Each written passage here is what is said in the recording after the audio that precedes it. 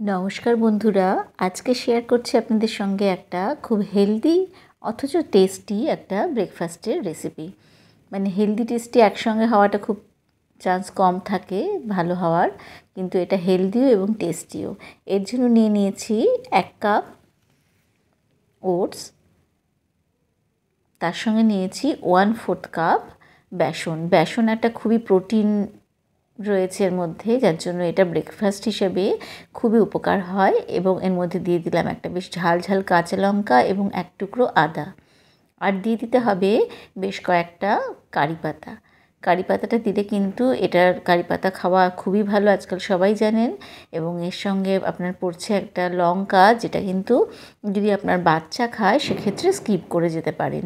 এরপর দিয়ে দিয়েছি বেশ কিছুটা পরিমাণে গোলমরিচের গুঁড়ো ও স্বাদ মতন নুন। এবার পরিমাণ মতন জল দিয়ে এটার একটা ব্যাটার তৈরি করে নিতে হবে। দেখুন এই রকম একটা ব্যাটার তৈরি করে নিয়েছি। এরপর এর মধ্যে মিক্সিং জার ধোয়া জল দিয়ে এর কনসিস্টেন্সিটা একটু পাতলা করে নিতে হবে। আরও একটু জল লাগবে, এটা একটু বেশি ঘন আছে, যার জন্য আমি এতে আরও বেশ কিছুটা পরিমাণে জল দিয়ে বেশ মতন ঠিকঠাক মতন একটা কনসিস্টেন্সি তৈরি করে নিচ্ছি। এরকম একটা করে নিলে পরে আপনি যে জলখাবারের যে রেসিপিটা আপনি এটা ব্যবহার করছেন সেটা কিন্তু ঠিকঠাক মতন হবে।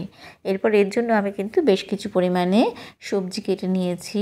এটা খুবই হেলদি একটা ব্রেকফাস্ট, যার জন্য এতে সবজি তো অবশ্যই দিতে হবে।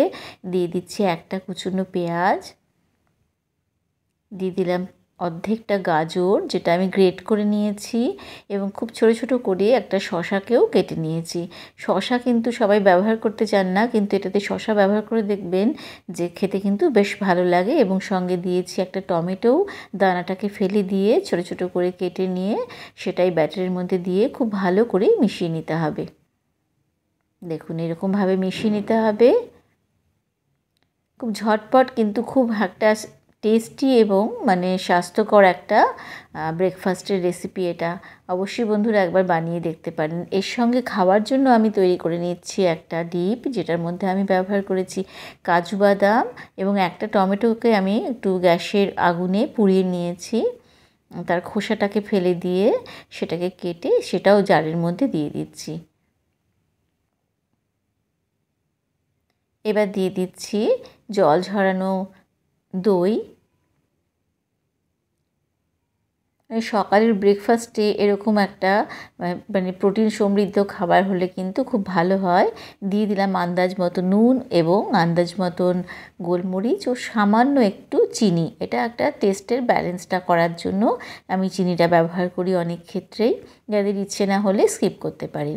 এবার আমি ঘি ব্যবহার করছি, আমি যে ব্রেকফাস্টের যে জিনিসটা বানাচ্ছি তার জন্য ইউজ করছি ঘি। আপনি ইচ্ছে হলে সাদা তেলও ব্যবহার করতে পারেন, এবং যদি মনে হয় সেক্ষেত্রে সর্ষের তেলেও আপনি এটা ভেজে নিতে পারেন, কোনো অসুবিধে নেই সেক্ষেত্রে। এবার দেখুন এবার মাপ মতন 2-3 চামচ দিয়ে আমি এক একটা করে রুটির মতন গোল করে দিতে হবে। এটা অ্যাকচুয়ালি আমরা বাঙালিরা এরমভাবে যে জিনিসটা মানে জলে গুলে বানাই সেটাকে গোলা রুটি বলি, যেটা কিন্তু অন্য প্রদেশের লোকেরা আমি যেটা দেখি যে তারা এটাকে চিল্লা বা এই জাতীয় কিছু একটা বলে থাকেন। কিন্তু আমরা ছোটো থেকেই মার কাছে খেয়েছি, সেটা সবজি ছাড়াই খেতাম, আটা দিয়ে তৈরি হতো অথবা আটা ময়দা মিশিয়ে তৈরি হতো, সেটাকে আমরা গোলা রুটি বলি। গোলা রুটি মিষ্টিও হয় এবং ঝালও হয়।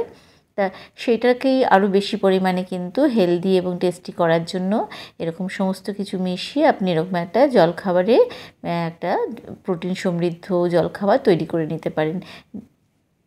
ওটা খেতে কিন্তু সত্যি বন্ধুরা খুব ভালো হয়।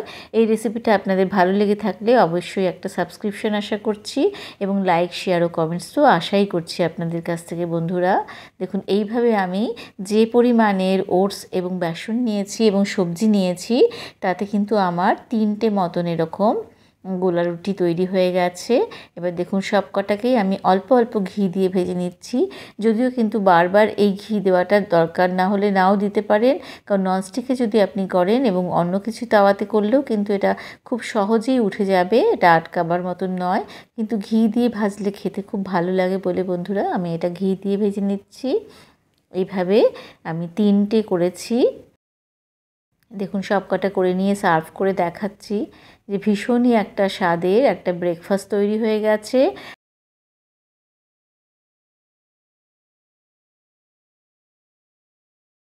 আশা করি আপনাদের ভালো লেগেছে। ভালো লেগে থাকলে অবশ্যই আপনাদের কাছে আবার নতুন রান্না নিয়ে আসছি। দেখা হচ্ছে পরের রেসিপিতে।